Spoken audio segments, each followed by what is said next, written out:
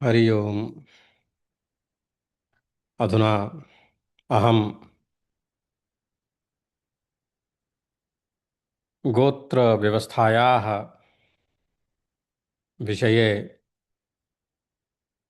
किञ्चित् विचाराः, मम विचाराः प्रस्तुत करोमि।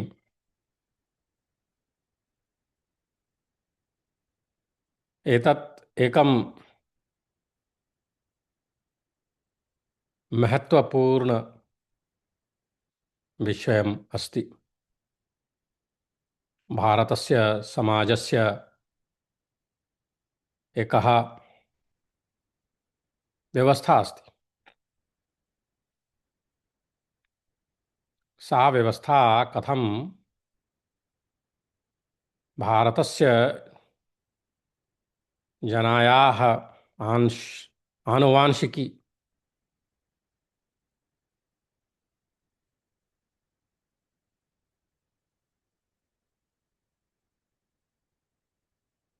कथं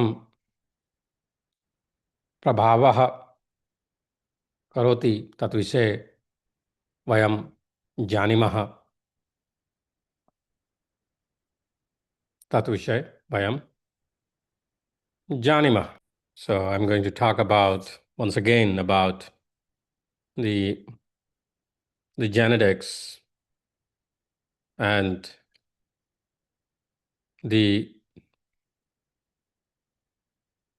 thoughts about Gotra Vyavastha in an ancient Indian scripture, one of the Puranas called Agni Purana.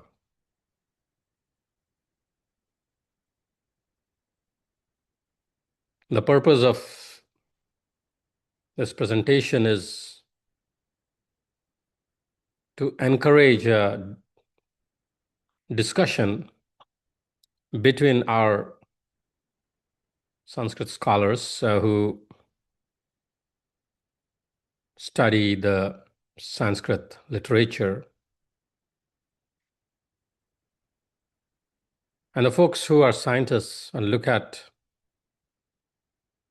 the methodology through which certain social practices can be tested in the research environment.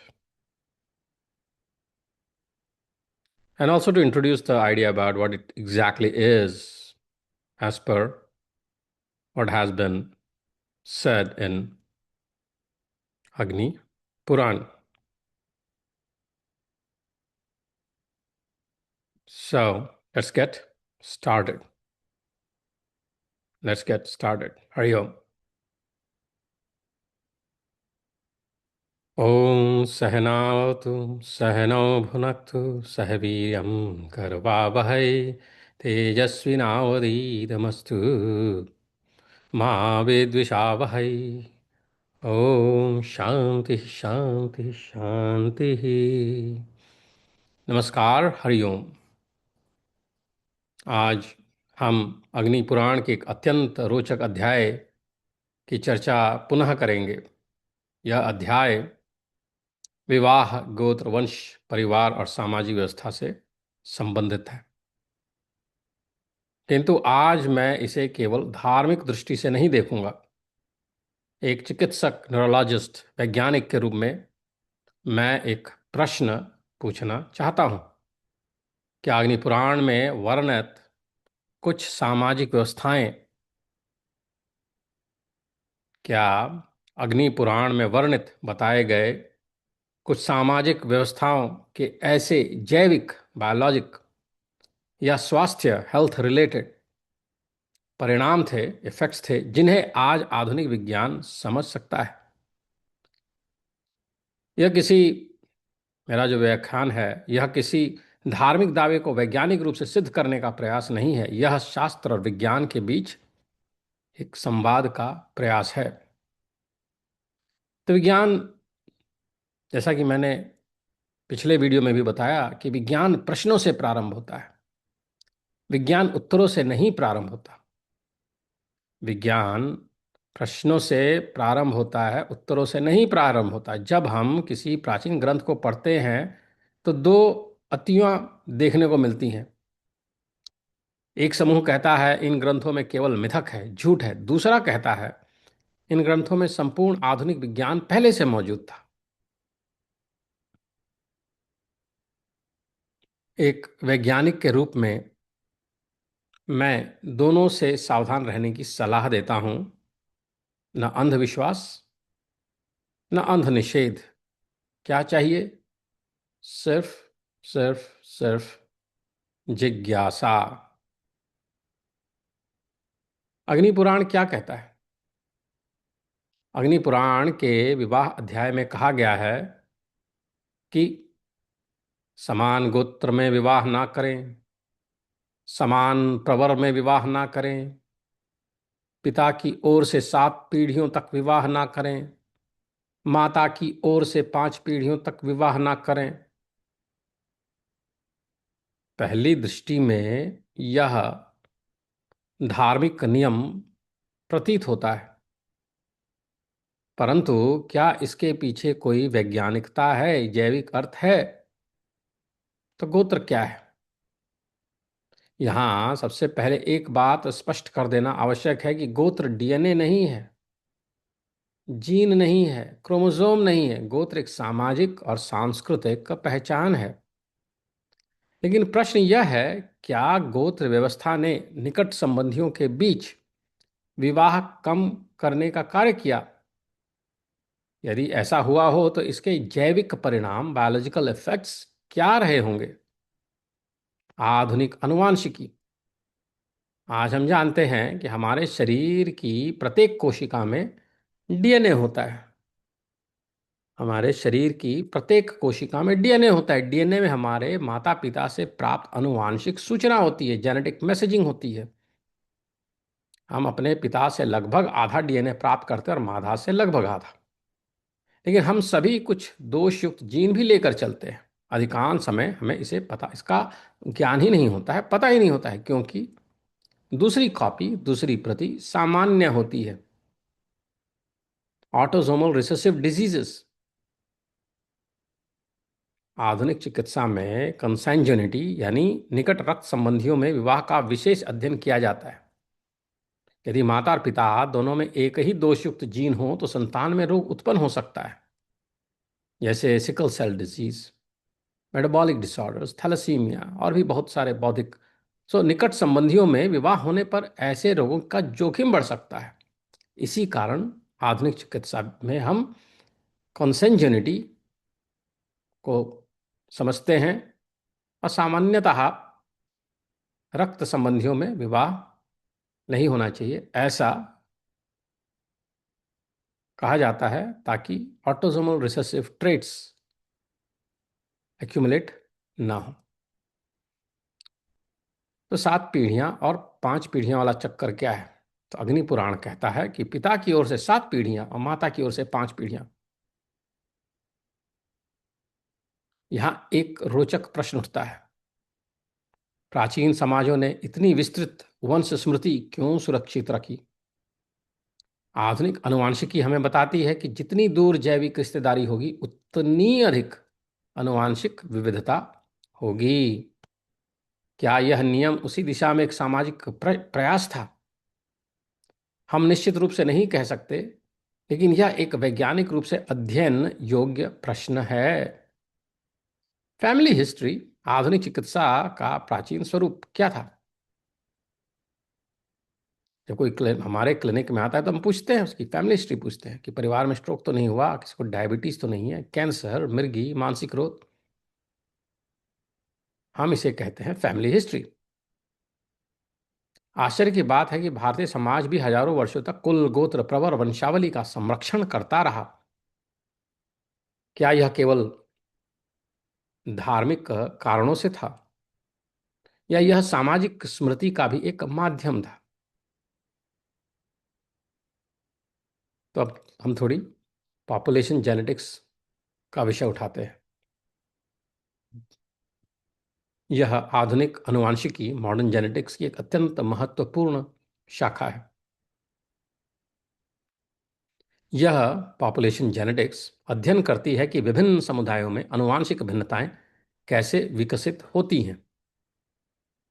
Founder effect. कल्पना कीजिए कि कोई समुदाय कुछ सीमित परिवारों से प्रारंभ हुआ। यदि उनमें से किसी एक परिवार में कोई दुर्लभ आनुवंशिक परिवर्तन उपस्थित था, तो वह पीढ़ी दर पीढ़ी पूरे समुदाय में फैल सकता है। इसे फाउंडर इफेक्ट कहते हैं, फाउंडर इफेक्ट।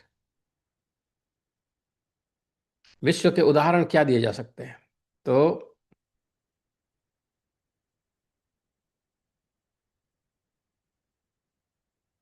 फाउंडर इफेक्ट वाली बात सिर्फ भारत में नहीं है, पूरे विश्व में है।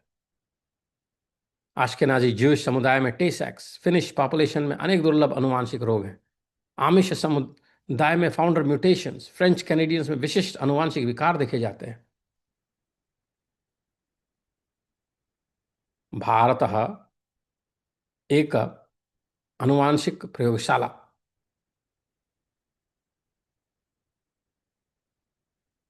भारत विश्व की सबसे अटिल आनुवंशिक समाजों संरचनाओं में से एक है। हजारों वर्ष तक भाषा, क्षेत्र, जाति, उपजाति, वैवाहिक समूह आंशिक रूप से पृथक रहे, अलग रहे। इससे कुछ समुदाय में विशिष्ट आनुवंशिक परिवर्तन अधिक सामान्य हो गए।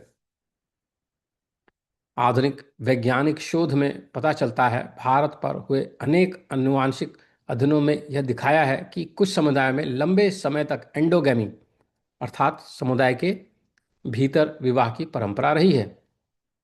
इन अध्ययनों ने यह भी संकेत दिया है कि कुछ भारतीय समूहों में फाउंडर इफेक्ट्स अत्यंत प्रबल रहे हैं। यह जानकारी केवल इतिहास समझने के लिए ही नहीं है, यह चिकित्सा के दृष्टि से भी महत्वपूर्ण है। चिकित्सा में इसका उपयोग है। पॉपुलेशन जेनेटिक्स हमें सहायता करती है किन विषयों में? Cancer screening, genetics counselling, decision prevention, disease prevention, precision medicine. इसलिए वंश और परिवार का अध्ययन केवल अतीत का विषय नहीं है, यह भविष्य की चिकित्सा का भी विषय है। तो चलिए अगेन हम फिर से अग्नि पुराण पर ही लौटते हैं। तब हम पुनः अपने मूल प्रश्न पर आते हैं। जब अग्नि पुराण कहता है समान गोत्र में विवाह ना करें, तो क्या उसका उद्देश्य आनुवंशिक विविधता को बढ़ाना था? हम नहीं जानते। ऐसा कोई प्रत्यक्ष प्रमाण उपलब्ध नहीं है, लेकिन यह एक वैध वैज्ञानिक प्रश्न है, लेजिटिमेट क्वेश्चन है।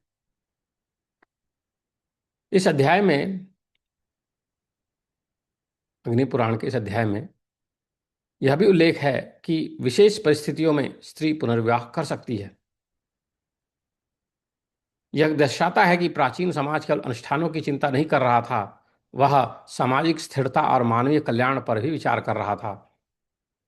आधुनिक सामाजिक चिकित्सा में यही बात बताई जाती है कि सामाजिक सुरक्षा स्वास्थ्य का महत्वपूर्ण निर्धारक है।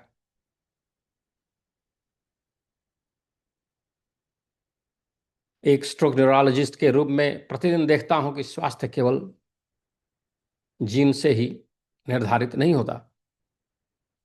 स्वास्थ्य का निर्माण होता है आनुवंशिकी से, जीवन शैली से, परिवार से, संस्कृति से, समाज से।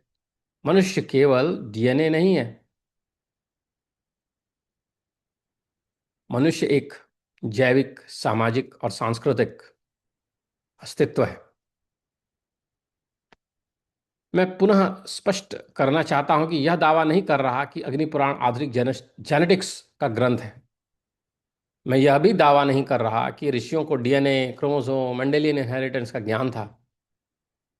लेकिन मैं यह अवश्य अत्यंत कह रहा हूं कि प्राचीन सामाजिक व्यवस्थाओं के जैविक परिणाम हो सकते हैं, जिन्हें आधुनिक विज्ञान के उपकरणों द्वारा समझा जा सकता है। अग्नि पुराण हमें एक महत्वपूर्ण प्रश्न के लिए प्रेरित करता है। क्या प्राचीन भारतीय सामाजिक व्यवस्थाएं मानव स्वास्थ्य और आनुवंशिक विविधता की रक्षा में योगदान दे रही है या दे रही थी उस समय? हमारे पास अभी सभी उत्तर नहीं है, लेकिन प्रश्न अत्यंत महत्वपूर्ण है और विज्ञान की यात्रा प्रश्नों में ही प्रारंभ होती है। आइए हम अपने शास्त्रों को श्रद्धा और जिज्ञासा दोनों के साथ पढ़ें, न अंधविश्वास से पढ़ें, न अंध अस्वीकार से, केवल सत्य की खोज की भावना से करें। यदि आपको यह चर्चा उपयोगी लगी तो कृपया मेरे ivpandit.com वीडियो चैनल को अपने मित्रों में भी साझा करें।